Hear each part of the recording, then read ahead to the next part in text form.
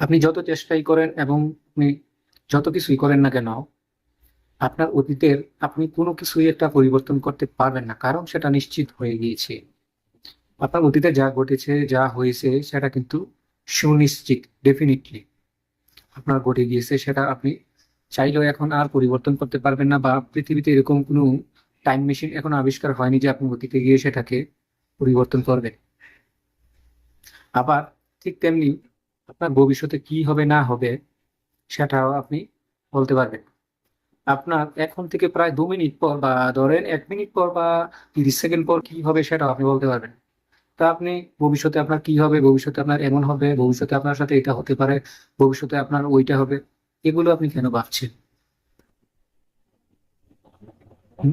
এগুলো হচ্ছে আপনার ওভার থিঙ্কিং। এই ওভার থিঙ্কিং যেটা করে, ওভার থিঙ্কিং থেকে আপনার অ্যাংজাইটির জন্ম নেয়, আর অ্যাংজাইটির কারণেই আপনার শরীরে নানা ধরনের শারীরিক সমস্যার আবির্ভাব হয়। তো আমাদের যতটা সম্ভব অতীত এবং ভবিষ্যৎ এই দুইটা নিয়ে আমরা কখনো ফোকাস না করি। ভবিষ্যতে কি হবে সেটা পরে দেখা যাবে, আর অতীতে কি হয়েছে সেটা তো ঘটেই গিয়েছে। সো আমাদের বর্তমানে ফোকাস দেওয়াটা অত্যন্ত জরুরি।